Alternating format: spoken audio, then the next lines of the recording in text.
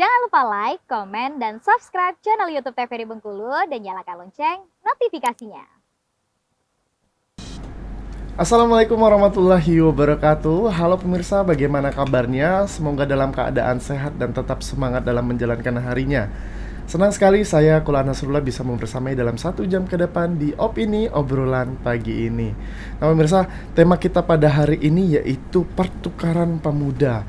Dan narasumber kita sudah hadir, narasumber yang sungguh sangat luar biasa ini yaitu Mbak Nur Latifah. Ya. Halo Mbak. Halo, selamat pagi. Selamat pagi, sehat? Alhamdulillah sehat. Lancar luar ya? biasa. Luar biasa. Oh iya, kalau itu Iya. kayaknya ada tagline-nya gitu ya. Iya. Sehat luar biasa gitu kan. Oke, lancar ya perjalanan ke studio ya. Alhamdulillah lancar, walaupun agak sedikit rame, Iya, tapi bisa sampai di sini dengan selamat. Oke, dan terima kasih juga sudah hadir di studio kita dan kita akan gali-gali nih bagaimana life story dan point of view-nya yang menjadi pertukaran pemuda mewakili Provinsi Bengkulu nih ya. Siap. Kayak gitu. Mbak, panggilannya Mbak Latifah ya? Ya, boleh Mbak Latifah. Oke, Mbak Latifah, ceritain dong background-nya, asalnya dari mana sih? Kalau asalnya sih awalnya saya dari lahirnya di Pagar Alam. Oh, aslinya Pagar Alam Iya. nih lahirnya ya gitu. Cuman sekolah dan besar di Bengkulu, khususnya di Bengkulu Utara di Arga Makmur. Kenapa pindah karena orang tua? Ya, karena orang tua merantau ke Arga Makmur, jadi kita besarnya di Arga Makmur. Mulai dari SD, SMP sampai SMA-nya di Arga Makmur. Oke, terus berlanjut lagi ke Berlanjut Bengkulu? lagi ke Bengkulu, berawal dari kuliah. Oh, Jadi kuliah. semasa kuliah kan ngambil jurusan di Bengkulu, di Unip. Jadi di Bengkulu kuliah sampai dengan berorganisasi dan bekerja pun di Bengkulu. Jurusan apa? Basically ilmunya. Saya jurusan pendidikan. Pendidikan. Kebetulan jurusan spesifiknya guru bimbingan konseling. Guru bimbingan konseling. Iya. Oh, guru BK tuh identik dengan yang killer-killer loh kayaknya. Tapi kayaknya kalau Mbak Latifah sih enggak ya? Enggak dong, karena kan jangan sampai anak-anak itu takut ke ruang BK. Iya. Karena kan selama ini taunya BK itu polisi sekolah, Iya, suka bener. razia, Iya, suka potong bener. rambut gitu kan. Bener. Enggak, sebenarnya itu bukan tugas guru BK. Iya. Nah, tugas guru BK adalah bersahabat dengan siswa-siswanya supaya siswa nyaman, mau ngobrol, mau curhat untuk pengembangan potensi siswa. Dan berubah mindsetnya Iya, ya. jadi makanya kita sekarang yang memang BK gitu ya, Iya, udah iya. tahu tuh, jadi pasti banyak teman-temannya anak murid Iya. gitu. Karena ya sepengalaman ya Mbak ya gitu kan. Sepengalaman kalau ada guru BK tuh udah pasti takut Mbak. Lari. Kalau nggak potong rambut gitu kan, razia Iya, sepatu betul. atau apalah gitu kan gitu. Iya, itu kan dulu ya? karena memang dulu jurusan BK kan belum populer Iya, dan iya, belum iya. banyak juga nih. Kalau sekarang kan udah banyak, jadi udah paham semua ilmu-ilmunya gitu. Oh iya. Berarti basically di pendidikan khususnya Iya. di bimbingan konseling. Kalau aktivitas sekarang? Aktivitasnya selain mengajar, saya juga aktif di beberapa organisasi. Iya, di mana Ada aja? di Pramuka, di PPAP, terus sama di bidang lingkungan. Oh, pertukaran pemuda Antar provinsi. Antar provinsi PPAP ya. ini. Iya, PPAP. Berarti naungan langsung dari Kementerian. Pemuda dan Olahraga Republik Indonesia. Oh, wah, langsung dari kementerian nih. Iya. Kalau dari kementerian nih biasanya luar biasa nih programnya ya gitu ya. Iya, karena berkesinambungan gitu. Iya. Bukan cuman sebatas ini aja, karena akan terus terpantau dan ada organisasinya juga yang memang dibawahi kementerian. Iya. Dan sebelum masuk ke tema juga nih, pengen tahu aktif itu kan aktif di Pramuka juga. Emang dari dulu aktif?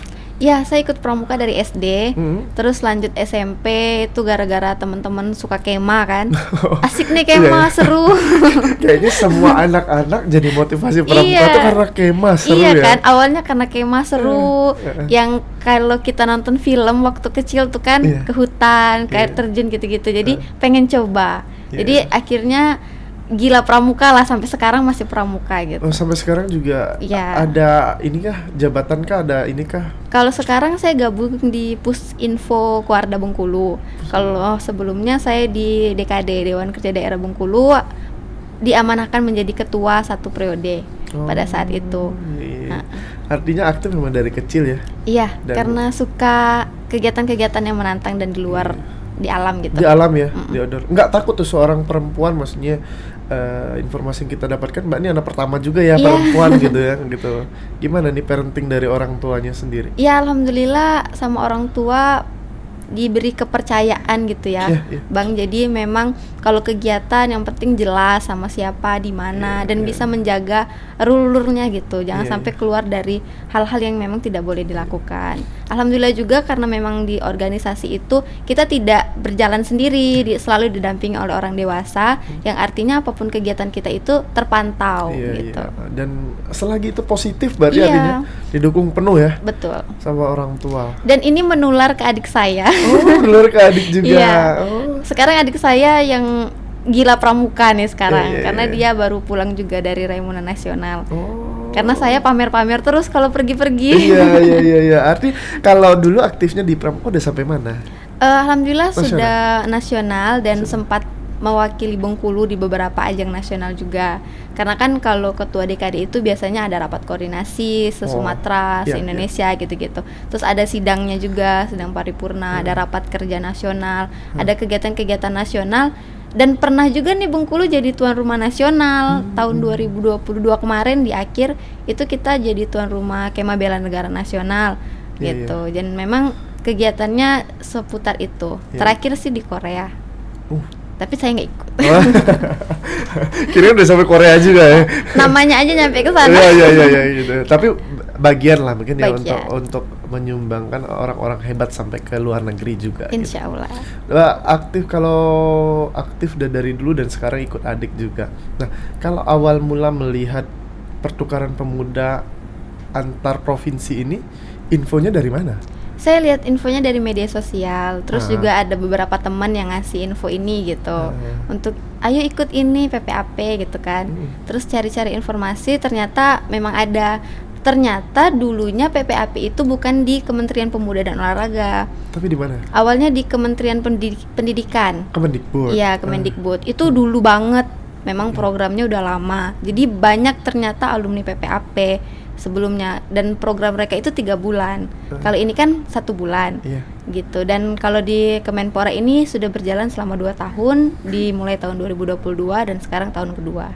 Oh iya, dan di bawah naungan langsung Kementerian Pemuda ya sekarang ya gitu. Mungkin dialih fungsikan aja ya dari Kemendikbud ke. Ya biasalah kalau program kayak gitu kan. Iya. Toh sama-sama ngebangun pemuda. Betul, dan sama-sama kegiatannya benar-benar bermanfaat banget, terutama buat pemuda dan buat masyarakat yang menjadi tuan rumah gitu. Iya. Antusiasme kemarin saat pendaftaran banyak nggak, Bu? Banyak, dari beberapa kabupaten itu mengirimkan delegasi. Kita juga diseleksi mulai dari berkas, terus apa bakatnya, peminatnya, presentasi program apa yang mau dibawa ke sana dan apa yang akan dilakukan di sini gitu. Nanti kita ulik-ulik lebih detail lagi. Tapi ceritain dong dari awal dapat informasi kan dari teman dan ini gitu.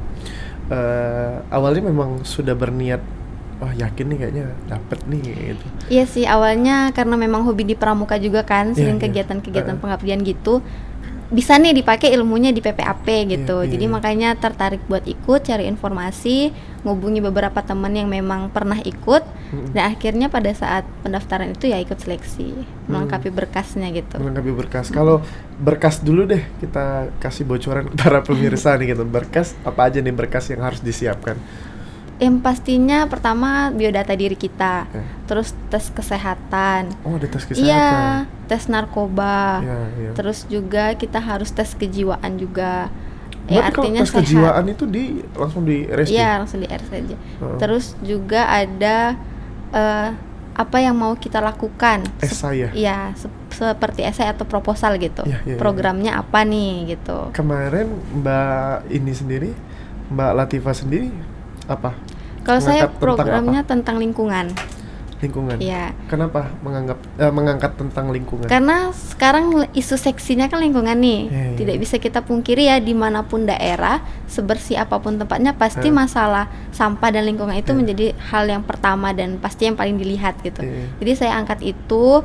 Awalnya sih pengennya mengangkat budaya dari lingkungan tuh, yang kayak sekarang tuh kan banyak cenderamata yang memang didaur ulang dari bahan-bahan sisa-sisa kayu atau apa sejenisnya gitu.